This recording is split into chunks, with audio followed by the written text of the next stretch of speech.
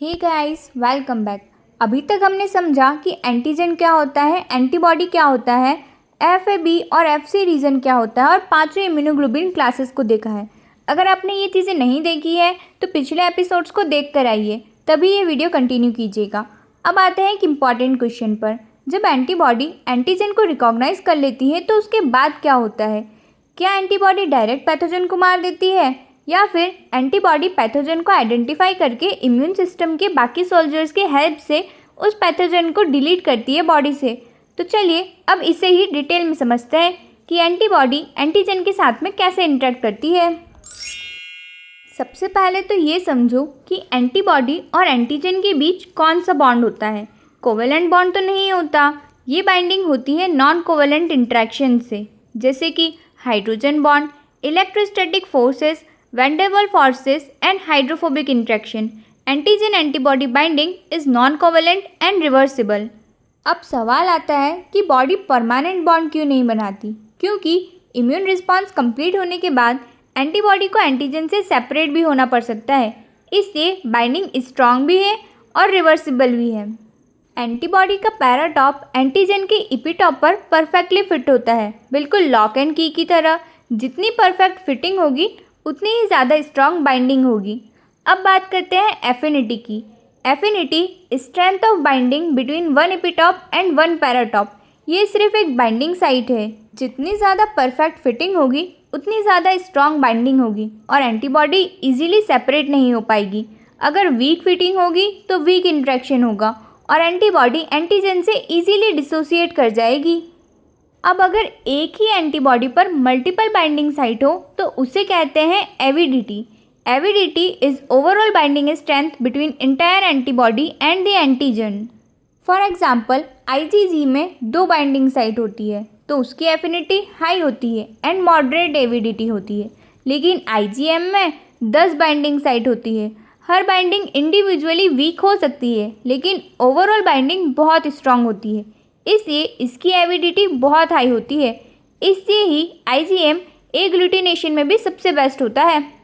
Antibody कभी भी गलत एंटीजन के साथ बाइंड नहीं करती। हर एंटीबॉडी एक स्पेसिफिक इपीटॉप को आइडेंटिफाई करती है। इसी प्रॉपर्टी को बोलते हैं स्पेसिफिक बाइंडिंग।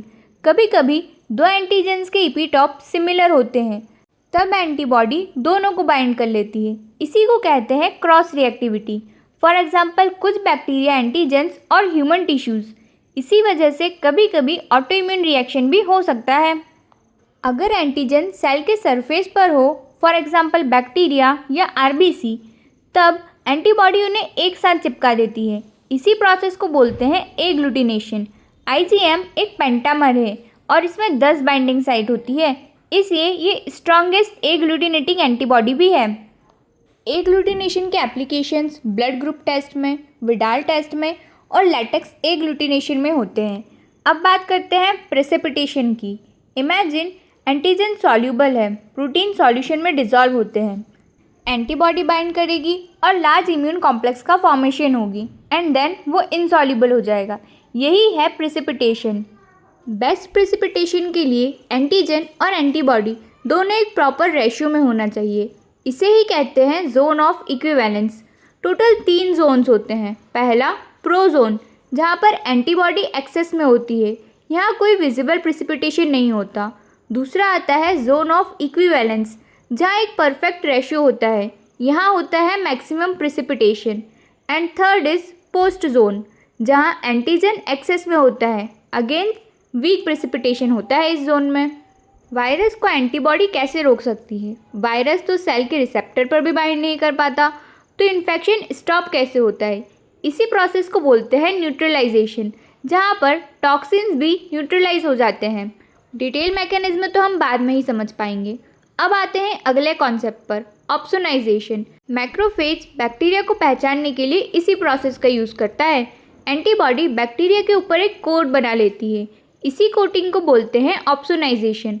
मैक्रोफेज के एफसी रिसेप्टर एफसी रीजन को रिकॉग्नाइज करते हैं और फिर होती है फेगोसाइटोसिस। कुछ मेजर ऑप्सोनिन्स जैसे आईजीजी एंड सीटीबी, जो कि कॉम्प्लीमेंट सिस्टम में भी रोल प्ले करता है।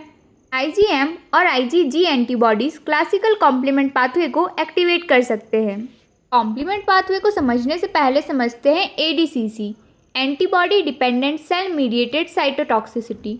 ये एनके सेल्स परफॉर्म करती है। एनके सेल एंटीबॉडी के एफसी रीजन को बाइंड करती है, देन परफोरिन और ग्रैन एंजाइम्स रिलीज करती है जिनके थ्रू एपोप्टोसिस होता है।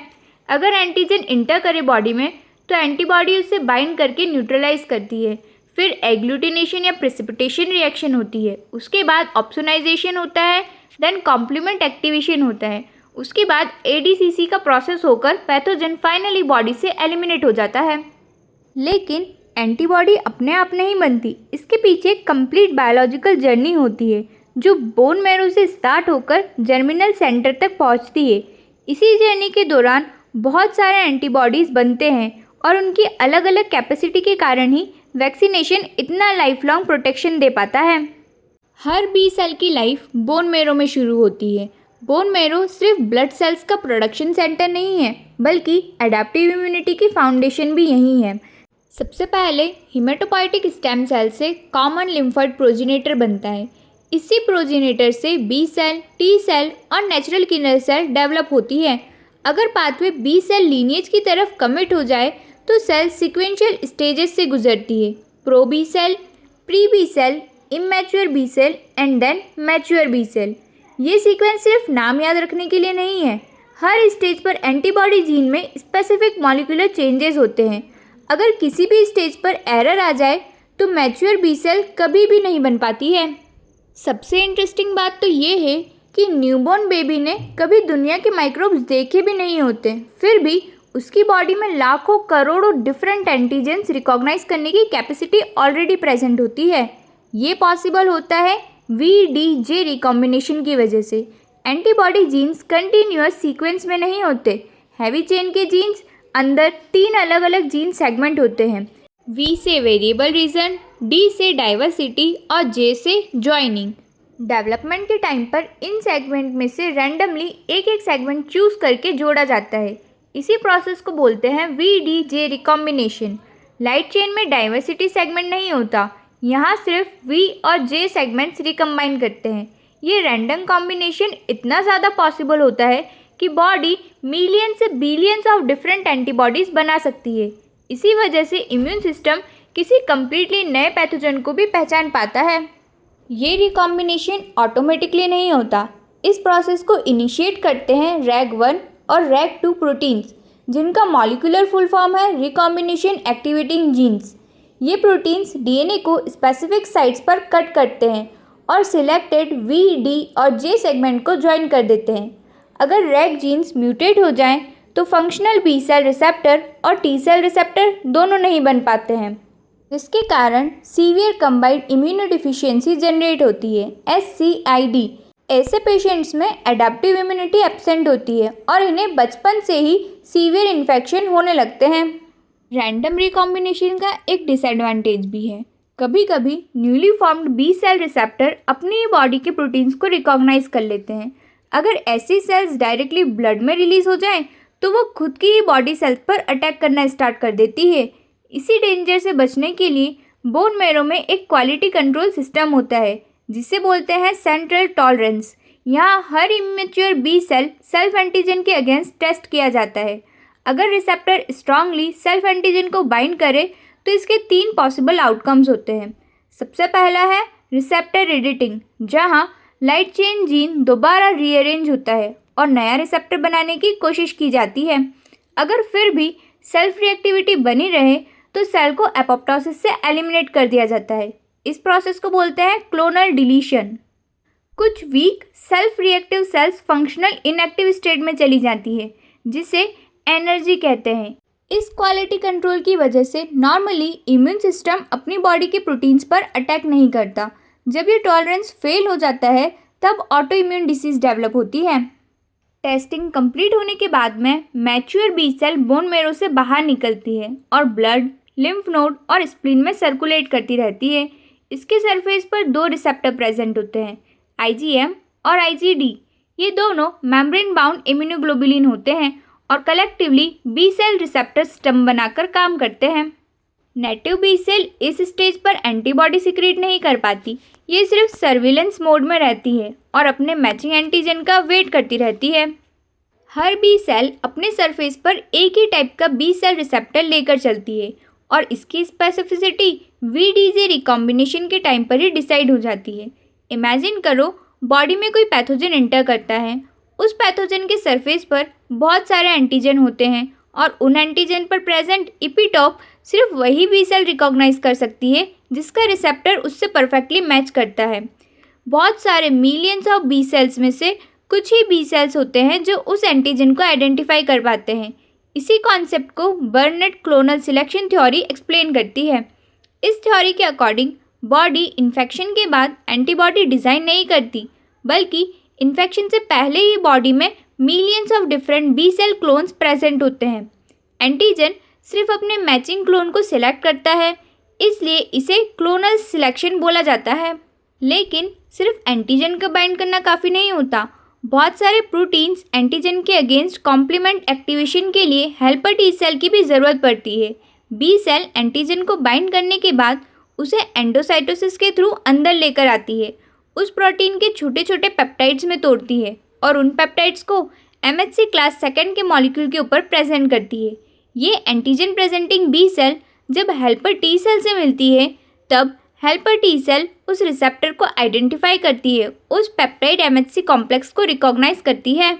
और इस इंट्रैक्शन को स्टेबल बनाने के लिए सिर्फ टी सेल रिसेप्टर ही नहीं काफ़ी होता, इसके अलावा बहुत सारे को-स्टिमुलेटरी इंट्रैक्शन भी होते हैं। इसके लिए helper T cell interleukin 4, 5, 6 and 21 जैसे कई साइटोकाइंस रिलीज करती है। ये साइटोकाइंस बी सेल को फाइनल एक्टिवेशन सिग्नल देते हैं और ये पॉइंट बहुत इंपॉर्टेंट है। अगर CD40 और CD40L का इंट्रैक्शन एब्सेंट हो तो बी सेल एक्टिवेट नहीं हो सकती। इसी वजह से हाइपर IgM सिंड्रोम डेवलप होता है। इस डिसीज़ में पेशेंट के पास IgM तो होती है, लेकिन IgG, IgA और IgE बहुत कम या एब्सेंट होती है। एक्टिवेशन के दौरान अगर बाद में selected B cell rapidly mitotic division करती है और एक सिंगल बी सेल हज़ारों जेनेटिकली आइडेंटिकल डॉटर सेल्स बना देती है, इस प्रोसेस को बोलते हैं क्लोनल एक्सपांशन। ध्यान देने वाली बात यह है कि ये सारी डॉटर सेल्स उसी एंटीजन के अगेंस्ट स्पेसिफिक होती है जिससे ओरिजिनल बी सेल ने पहचाना था। ये एक्सपेंडेड सेल दो मेजर पॉपुलेशन में डिवाइड हो जाती है। पहली पॉपुलेशन प्लाज्मा सेल बनाती है। प्लाज्मा सेल को एंटीबॉडी फैक्ट्री भी बोला जाता है। इनका साइटोप्लाज्मा रफ एंडोप्लाज्मिक रेटिकुलम से भरा होता है, क्योंकि इनका पूरा काम एंटीबॉडी सिंथेसाइज और सिक्रीट करना होता है। एक प्लाज्मा सेल हर सेकंड हज़ारों एंटीबॉडी मॉलिक्यूल्स प्रोड्यूस कर सकती है। Mature plasma cell generally membrane bound B cell receptor loss कर देती है और सिर्फ एंटीबॉडी सिक्रीशन पर ही फोकस करती है। दूसरी पॉपुलेशन होती है मेमोरी बी सेल को बनाने वाली। ये सेल्स इमीडिएटली एंटीबॉडी प्रोड्यूस नहीं करती, बल्कि long term immune memory cells का फॉर्मेशन करती है। कुछ मेमोरी बी सेल्स हमारी बॉडी में सालों तक रखी रहती है। इसी वजह से चिकन पॉक्स या मिजल्स जैसे इन्फेक्शन अक्सर एक ही बार होते हैं और इसी प्रिंसिपल पर वैक्सीनेशन भी काम करता है। एक्टिवेशन के बाद में बी सेल रिस्पॉन्स का सबसे इम्पॉर्टेंट फेज शुरू होता है जर्मिनल सेंटर रिएक्शन में। सेकेंडरी लिम्फॉइड ऑर्गन्स के फॉलिकल्स के अंदर स्पेशल स्ट्रक्चर होते हैं, इन्हें ही बोला जाता है जर्मिनल सेंटर्स। यहीं पर तीन सबसे इम्पॉर्टेंट प्रोसेस होती है: class switch recombination, somatic hyper mutation and affinity maturation. सबसे पहले बात करते हैं क्लास स्विचिंग की।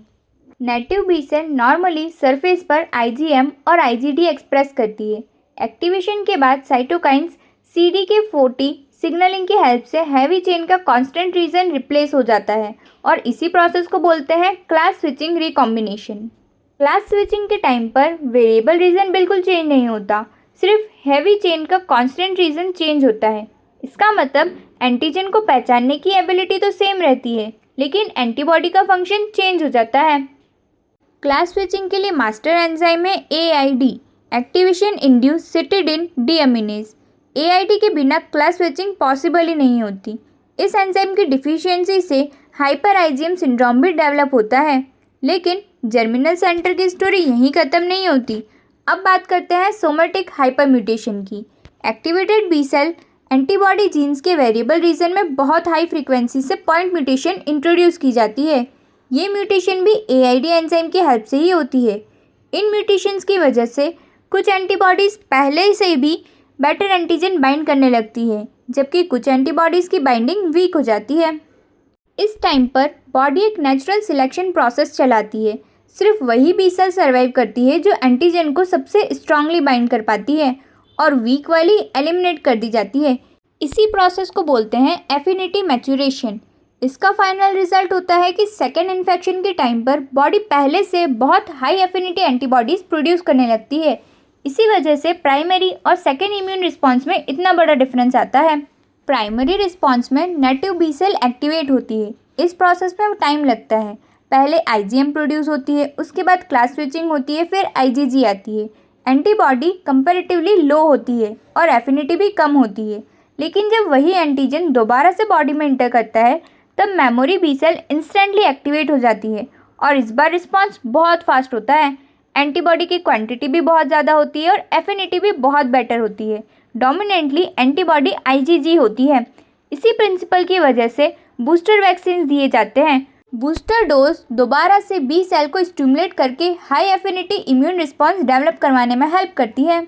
इसी के साथ इस वीडियो को हम यहीं एंड करते हैं। नेक्स्ट वीडियो में हम बात करेंगे कॉम्प्लीमेंट सिस्टम की। तब तक आप एंटीजन एंटीबॉडी इंटरेक्शन से रिलेटेड सारे PYQ क्वेश्चन सॉल्व करिए। मिलते हैं नेक्स्ट वीडियो में। Thank you so much for watching.